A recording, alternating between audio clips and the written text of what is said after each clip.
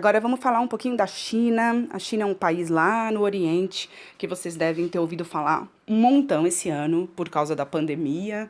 China, China, China, China, China, porque esse vírus em especial começou, o epicentro da epidemia começou lá na China. Então falamos muito da China.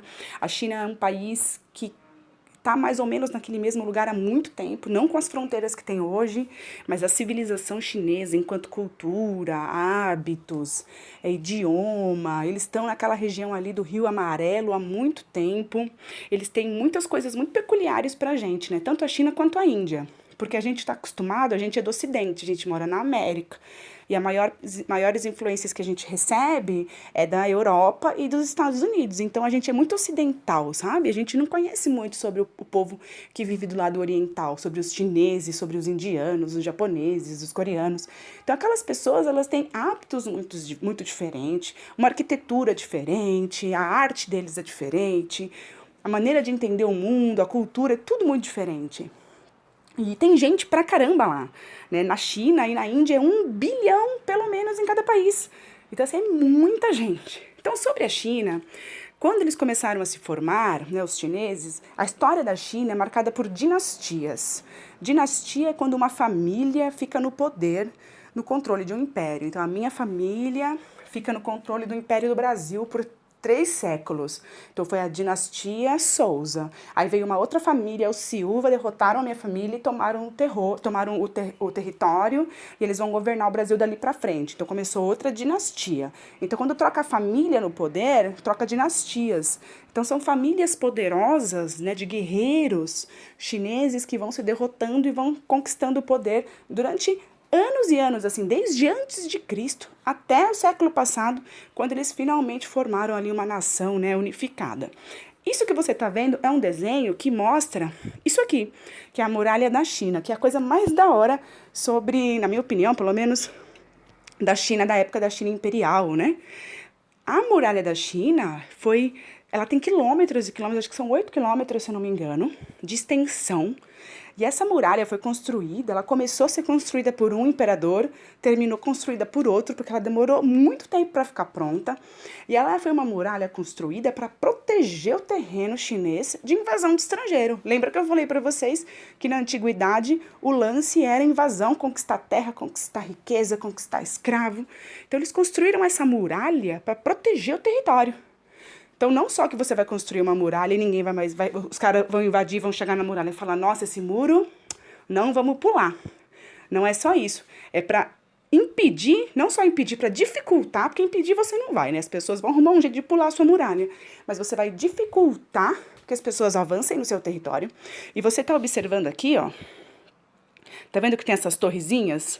Nessas torrezinhas ficavam os sentinelas. Um sentinela é um soldado que fica lá de olho, é tipo um olheiro. Só que aqui não é do tráfico, né? É do Império Chinês. E aí ele fica lá olhando, ele fica lá de plantão. E aí quando ele vê o sinal de que alguém vai tentar invadir, lá de longe, no horizonte, ele tá vendo guerreiros inimigos se aproximando, ele acendia lá uma fogueira, uma tocha, para dar sinal pra galera de que tinha invasores. Então eles tinham tempo, com essa muralha, mais tempo para se proteger de invasão estrangeira.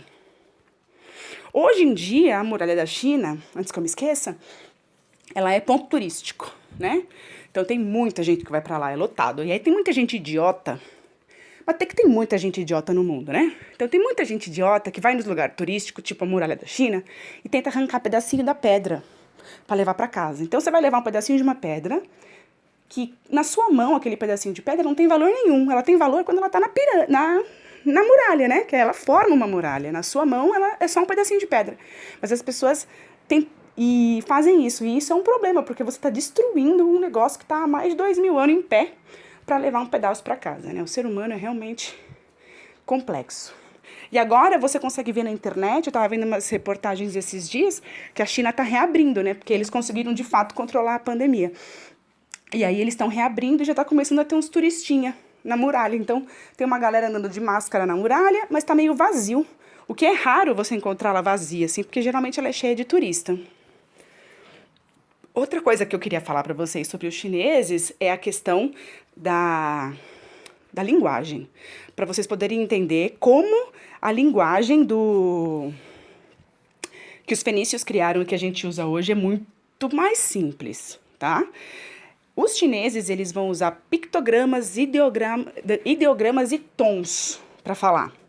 Então, eu vou começar explicando os tons, que é mais fácil. Por exemplo, quando você fala mãe, você está chamando a senhora que te botou no mundo. Quando você fala mãe, você continua dizendo a mesma coisa. Você está chamando a senhora que te pôs no mundo. Você não está dizendo coisas diferentes porque você mudou o tom. O tom, quando a gente muda o tom da nossa voz para chamar a nossa mãe, na verdade, tudo que você está fazendo você está demonstrando um momento, um sentimento diferente na hora que você está falando. Você não está mudando a palavra. Mãe é mãe, independente de como você fala a palavra mãe. Para os chineses, não. Para os chineses, falar ma significa cavalo. Se você fala ma, significa outra coisa. Gente, eu escutei, é ridículo isso. Mas é verdade. Se você muda o tom de uma palavra, estica aquele tom, deixa aquele tom mais grave ou mais agudo, você está indicando outra coisa, outro objeto. Então já começa por aí, como a linguagem deles é um pouco mais complexa que a nossa nesse sentido. Outra coisa é a questão do ideograma e dos pictogramas, né? Picto é de imagem e ideo é de ideia. Então, são símbolos que vão representar imagens e ideias. Então, tudo começa com esses símbolos que a gente chama de desenhinho, né? Os desenhinhos japonês. Para eles, né? Desenho chinês, desenho japonês, desenho coreano. Para essa gente, eles olham nossas letras e pensam a mesma coisa, mão de desenhinho. É que o deles realmente são símbolos de escrita que são próximos, que começaram a ser desenvolvidos lá 2, 3, 4 mil anos atrás, com base em como parecia com os objetos mesmo. Então, você vai ver o caractere para montanha, parece realmente uma montanha. Você vai ver o caractere de uma árvore, ele vai lembrar uma árvore. Então, eles começaram a escrever fazendo símbolos que realmente pareciam com aquele objeto. Então, olha só como é mais complexo que o nosso idioma. Quando você quer escrever, você junta lá as 26, 24 letras que a gente tem e você escreve tudo que você quer. Eles têm um símbolo para árvore, um símbolo para janela, um símbolo para flor, um símbolo para copo, um símbolo para gato. Um chinês, hoje, para ser capaz de ler o jornal, ele tem que saber, e ele sabe, por volta de 3.000 caracteres. Então, você tem que decorar 3.000 caracteres. Para você se especializar numa área, tipo, você vai para a faculdade. Você vai para a faculdade, você vai aprender um monte de vocabulário específico da sua profissão. Aí você vai ampliar o seu vocabulário para cerca de 5.000 caracteres. Então é coisa pra caramba. Então é um estudo da língua que requer mais dedicação do que o nosso. Aí eu trouxe aqui um exemplo. Como as coisas... Eu estava vendo na internet esses dias, quando eu fui preparar a aula, que quem ensina, né, o chinês, o mandarim, ensina para as pessoas tentarem memorizar os caracteres, né, que chama kanji. Tenta mostrar como com desenho. Porque, assim, os chineses, quando eles começaram a inventar isso milhares de anos atrás, eles inventaram porque aqueles símbolos se assemelhavam com o símbolo na realidade. Então, eles começaram a tentar imitar aquele símbolo em termos de desenhinho para fazer uma escrita. Então, hoje, quando os caras vão ensinar pra gente, eu tava vendo uns vídeos, um lance na internet, que eles pegam e fazem o desenho. Então, os chineses não escrevem, por exemplo, com esse verdinho em volta do símbolo. Esse verdinho em volta do símbolo é para mostrar que esse negocinho aí é árvore. Então, para você poder decorar o símbolo com mais facilidade. Agora, eu quero que vocês prestem atenção aqui, ó. Raiva. Esse primeiro símbolo aqui é fogo. É óbvio que é fogo, porque o desenho aí mostra pra gente que é fogo. Lembrando, os chineses não escrevem com o desenhinho. Eles só escrevem com os riscos pretos. Tá? O desenhinho aí é feito porque a pessoa que fez isso aí estava tentando me ajudar a falar já chinês. Quer dizer, escrever chinês, porque eu não sei como pronuncia isso. Então, você tem esse desenhinho aí de fogo. E esse outro desenhinho, ó, tá vendo? Tem a cabeça, os pezinhos. É homem. Então, quando você junta o símbolo, pictograma, fogo, pictograma que representa a palavra fogo e o pictograma que representa a palavra homem, você tem a ideia homem-fogo. Quando você sente raiva, você não tem aquela impressão que você fica com calor? Então, para os chineses, para comunicar o sentimento de raiva, eles criam um ideograma, né, juntando fogo e homem para passar a ideia de raiva. É assim que vai funcionar o sistema chinês. E daí para pior, porque tava vendo assim alguns que vai ficando meio intuitivo depois que você aprende. Tem um assim, árvore, você tem o símbolo de árvore. Aí quando, eu não coloquei, esqueci, perdão.